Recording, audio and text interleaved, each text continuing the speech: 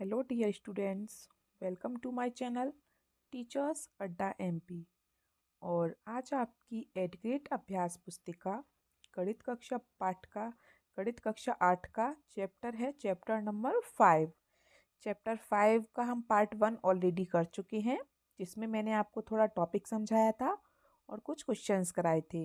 और आज चलेगा हमारा पार्ट 2। जो बाकी बचे हुए क्वेश्चंस हैं, आज हम उनको कंप्लीट करेंगे। और हमारे चैप्टर का नाम है वर्ग और वर्गमूल। और जिन बच्चों ने बेटा चैप्टर नहीं वो इसका पार्ट 1 नहीं देखा है, तो आपको आज की क्लास में कुछ भी समझ में नहीं आएगा। तो पहले आप वर्ग और वर्गमूल के बारे में जानें, जो मैंने पार्ट 1 में बताया है, ठीक है। उसके बाद पार्ट 2 को देखें। तो चलिए चलते हैं अपनी क्लास की तरफ। उससे पहले जो बच्चे हमारे चैनल पर नए हैं या जिन्होंने अभी तक हमारे चैनल को सब्सक्राइब नहीं किया है, तो जल्दी से बेटा सब्सक्राइब कर लीजिए, जिससे कि हमारे आने वाले सारे वीडियोस लाइन वाइज लाइन आप तक पहुंच सकें। तो चलिए चलते हैं हम अपनी क्लास की तरफ। प्रश्न 8 हम कर चुके थे, अब चलेगा हमारा प्रश्न नंबर 9। तो प्रश्न 9 में क्या करना है, इसने बोला है घटाने की विधि से 64 का वर्गमूल ज्ञात करो। तो बेटा घटाने की विधि से, तो घटाने की विधि से कैसे करते हैं, जैसे हमें किसका वर्गमूल करना है, 64 का, ठीक है। तो हम क्या घटाएंगे, घटाने की विधि से बोला है तो घटाना है, तो हम क्या घटाते हैं, विषम संख्याएं। क्या घटाते हैं हम, विषम संख्याएं। विषम संख्याएं जैसे 1, 3, 5, 7, 9, 11, 13, 15, 17, 19, ये सब हमारी विषम संख्याएं होती हैं, ठीक है। तो चलिए घटाते हैं। जैसे कि 64 में से सबसे पहले क्या घटाएंगे, सबसे पहले कौन सी विषम संख्या आती है, 1। 64 में से 1 घटाएंगे तो 63। यहाँ पे इसमें नहीं, यहाँ पे किया है, यहीं कर लेते हैं। हमारे पास है 64। 64 में से 1 घटाएंगे तो 63 बचा। अब 63 में से क्या घटाएंगे, पहली विषम संख्या 1 है, दूसरी कौन सी है, 3। इसके बाद अब 3 घटाएंगे तो 63 में से 3 गया तो 60। अब 60 में से तीसरी विषम संख्या 5 है, तो 60 में से 5 घटाएंगे तो 55। फिर 55 में से अगली विषम संख्या 7 है, तो 7 घटाएंगे तो 48। फिर 48 में से अगली विषम संख्या 9 है, 9 घटाएंगे तो 39। 39 में से अगली विषम संख्या 11 है, तो 11 में से 39 में से 11 गए तो 28। अब 28 में से अगली विषम संख्या 13 है, तो 13 घटाएंगे तो 15। अब 15 में से अगली विषम संख्या क्या है, 15। अब 15 में से 15 घटाएंगे तो 0। कब तक घटाना है, जब तक 0 ना आ जाए, ठीक है। और घटाना क्या है, विषम संख्याओं को घटाना है। जैसे 1, 3, 5, 7, 9, 11, 13, 15। एक चांस ऐसा आएगा जहां संख्या बराबर होकर 0 हो जाएगा, ठीक है। तो बेटा कितनी लाइन में घटा है ये देखना है, 1, 2, 3, 4, 5, 6, 7, 8। बेटा कितनी लाइन में घटा है, ये 8 लाइन में। तो 64 का वर्गमूल क्या होगा, 8, ठीक है। 8वें पद पर 0 प्राप्त हुआ है, अर्थात 64 का वर्गमूल कितना है, 8। आपको विश्वास नहीं है तो एक करके देख लो आप, जैसे 8 की गुणा 8 में करेंगे तो क्या आएगा, वर्ग करके देख लो, 64 ही आ रहा है ना, ठीक है। चलिए, तो प्रश्न था हमारा 9वां बहुत इजी। अब हम चलते हैं प्रश्न नंबर 10 पर। वह सबसे छोटी संख्या ज्ञात कीजिए जिसे 600 को भाग देने पर वह पूर्ण वर्ग बन जाए। मतलब 600 में भाग देना है हमें किसका, छोटी से छोटी संख्या का। कौन सी भाई, ऐसी कौन सी संख्या जिससे कि वो पूर्ण वर्ग बन जाए। पूर्ण वर्ग मतलब किसी संख्या का पूर्ण वर्ग बन जाए। जैसे 5 की 5 में गुणा करने पे क्या होता है, 25, तो 25 पूर्ण वर्ग है। 4 की 4 में गुणा करने पे क्या आता है, 16, तो 16 पूर्ण वर्ग है। इसी तरीके से, है ना। तो सबसे छोटी संख्या पहले 2 होती है, तो 2 से भाग दें हम इसमें, 2 तिया 6, 300। 300 किसी का भी पूर्ण वर्ग नहीं होता है बेटा, ठीक है। 2 के बाद क्या आता है, 3, 3 से भाग देते हैं, 3 दूनी 6। अब भाई 3 से भी भाग नहीं जा रहा, 200 आ गया। 200 भी किसी का पूर्ण वर्ग नहीं होता है। अब मैं भाग देती हूँ 4 से, 4 एकम 4, बच्चे 2, उतार लिया 0। 4, 4, 5, 20, फिर उतार लिया 0, ना जाने की 0। 150, 150 भी किसी का पूर्ण वर्ग नहीं होता है। अब हम भाग देंगे 4 के बाद 5 से, 5 एकम 5, बच्चा एक उतार लिया 0, 5 दूनी 10, उतार लिया 0, ना जाने की 0, 120, 120 भी किसी का पूर्ण वर्ग नहीं है। अब हम भाग देंगे 6 का, तो 6 एकम 6, बची 2 0, मतलब डबल 0 ऊपर आ गई 100। तो 100 पूर्ण वर्ग होता है। कैसे? 100 किसका पूर्ण वर्ग है? अगर आप 10 की गुणा 10 में करोगे तो क्या आएगा? 100। तो मतलब 100 का पूर्ण वर्ग क्या है? 10। ठीक है बेटा, तो 100 का वर्ग क्या होगा? पूर्ण वर्ग 10 होगा। ठीक है, अब आप ये सोच रहे होगे कि मुझे कैसे पता कि 100 का है, 200 का नहीं है, 300 का नहीं है, 400 का नहीं है। तो बेटा ये सब चीज़ें आती हैं हमको धीरे धीरे प्रैक्टिस से, ये सब चीज़ें आती हैं हमको धीरे धीरे प्रैक्टिस से। इसके लिए क्या है कि आपको वर्गमूल याद करने पड़ेंगे। आपको कम से कम 20 तक वर्गमूल याद करने होंगे। जैसे 1 की 1 में गुणा करने पर 1 आता है, 2 की 2 में गुणा करने पर 4 आता है, 3 की 3 में गुणा करने पर 9 आता है, 10 की 10 में गुणा करने पर 100 आता है।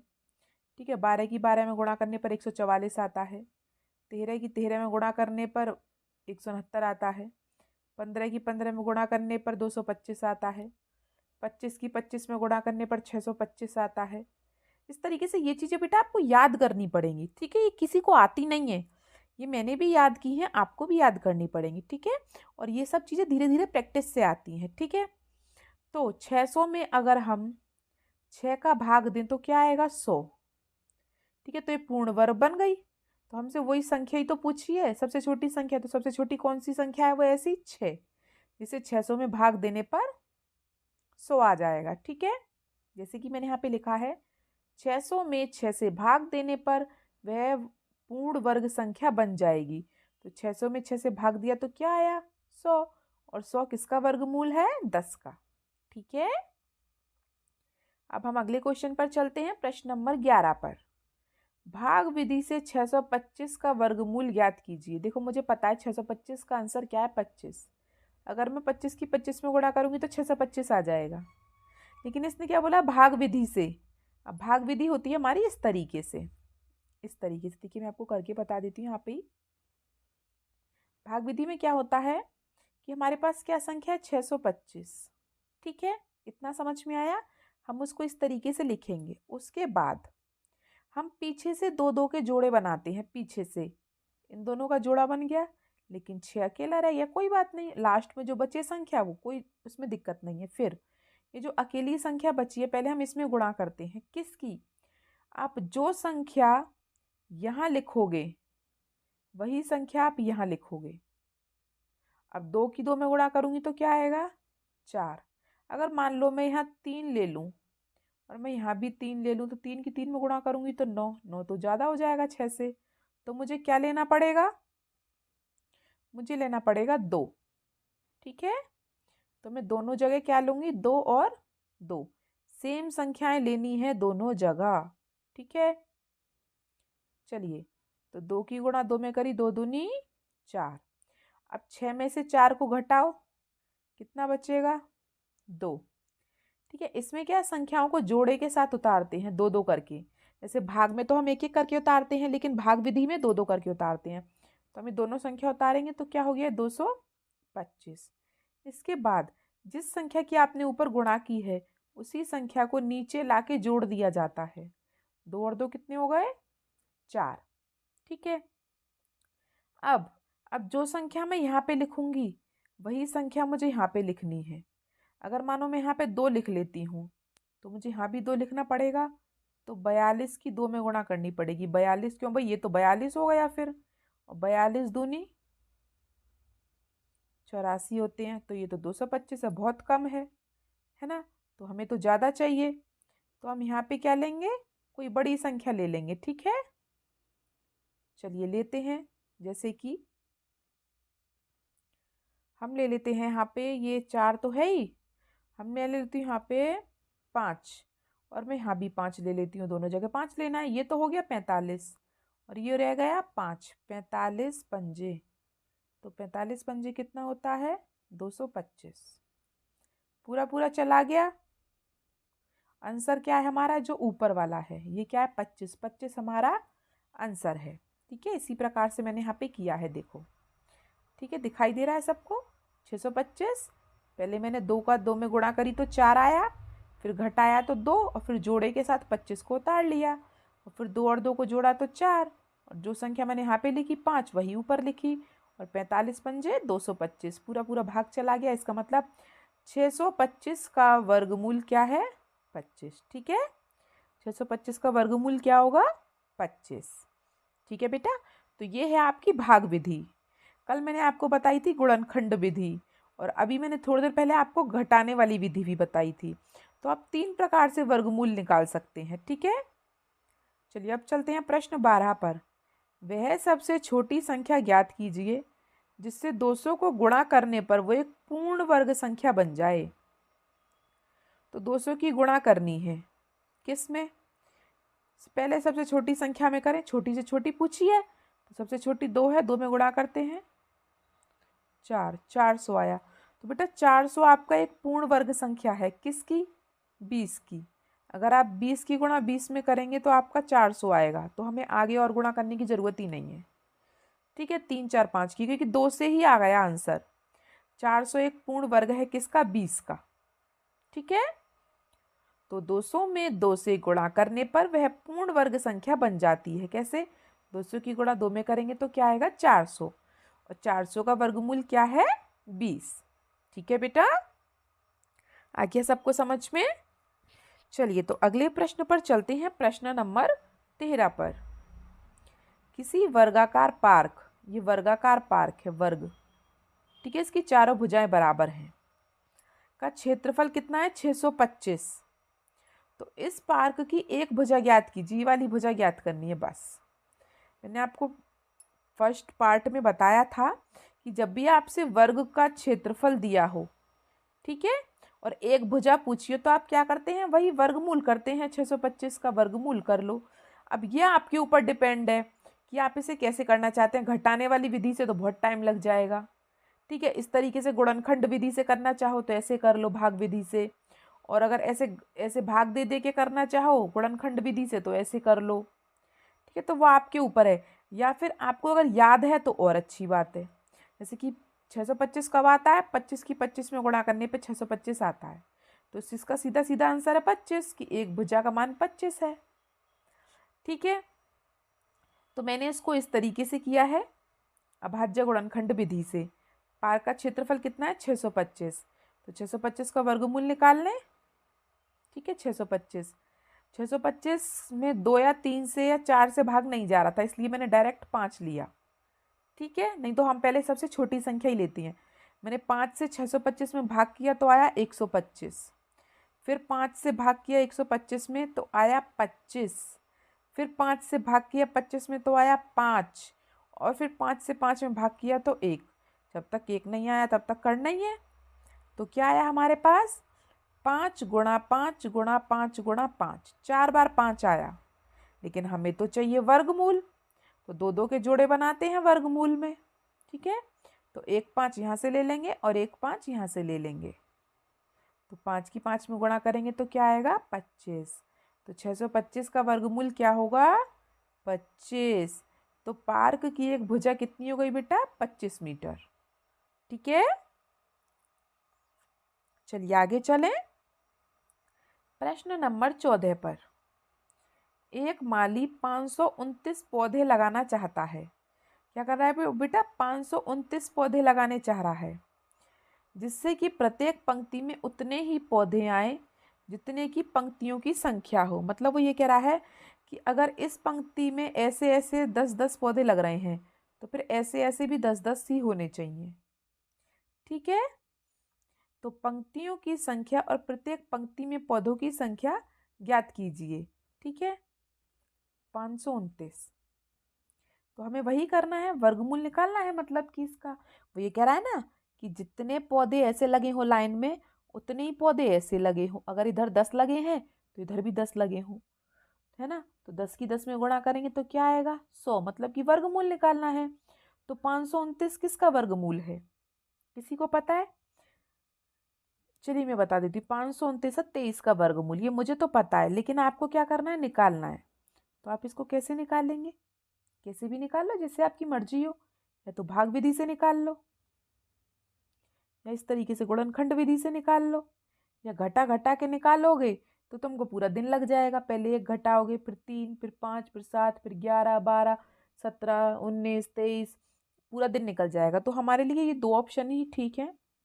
एक तो है 529, ठीक है, एक इस तरीके से भाग विधि से, और एक गुणनखंड विधि से। तो मैं दोनों तरीके से निकाल के दिखा दूं बेटा आपको, ठीक है। तो हम भाग विधि में क्या करते हैं, पीछे से जोड़े बनाते हैं। तो 29 का जोड़ा बन गया, 5 रह गया अकेला। अब जो संख्या यहाँ पे लिखी मैंने वही यहाँ पे लिख लूँ, 2 दूनी 4। अगर बेटा मैं दोनों जगह 3 3 लूंगी तो 9 हो जाएगा, जो कि 5 से ज़्यादा है, ठीक है। तो 5 में से 4 घटा दूँ तो कितना बचेगा, 1। और अब मैं क्या उतार लूंगी, 29, ठीक है। इतना तो आपको समझ में आता है ना।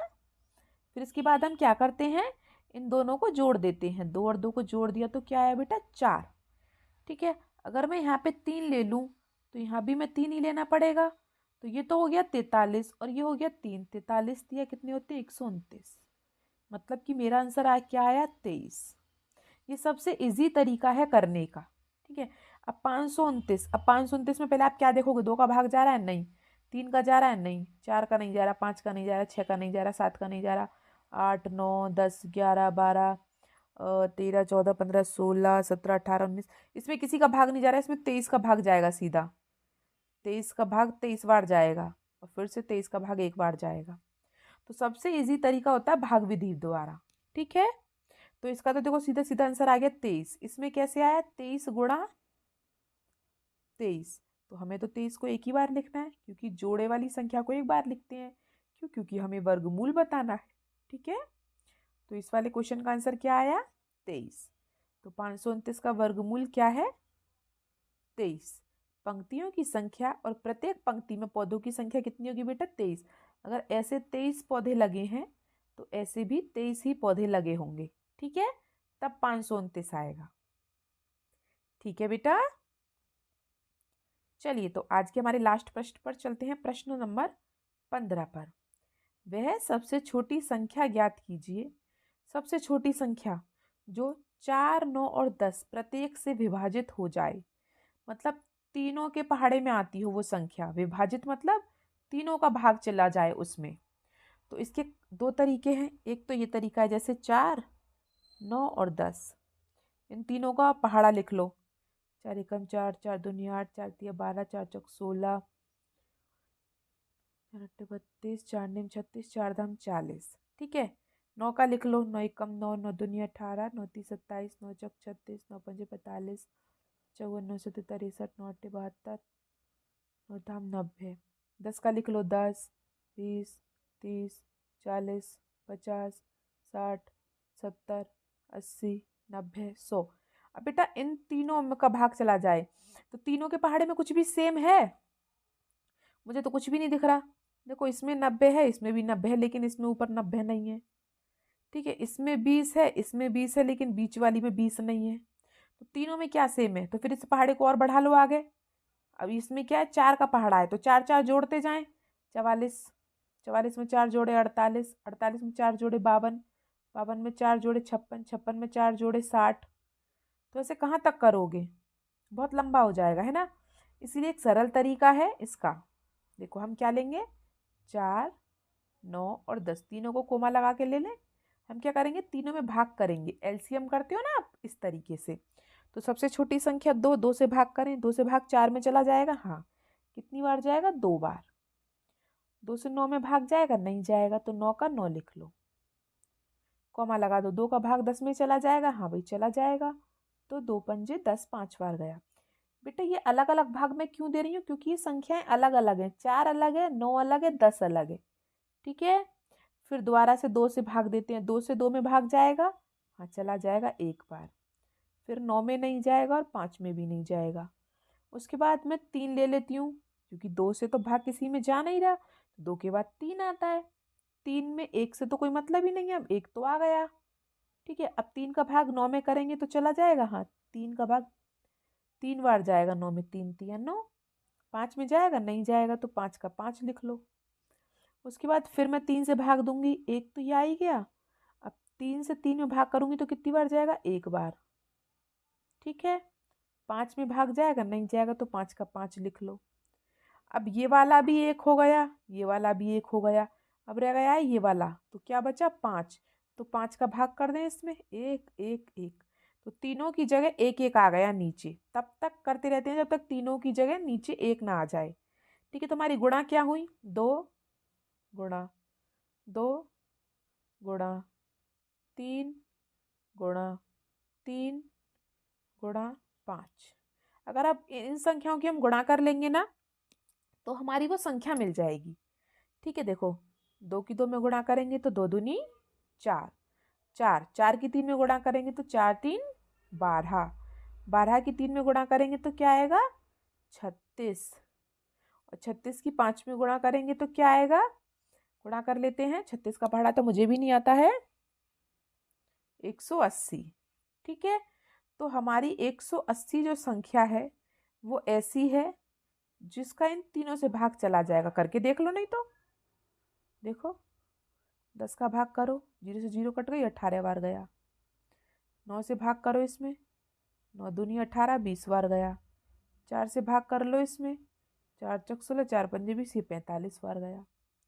ठीक है, तो इसी तरीके से मैंने यहाँ पे कर रखा है। देखिए, पहले हमने 2 का भाग किया, 2 दूनी 4, 2 पंजे 10, इसमें नहीं गया।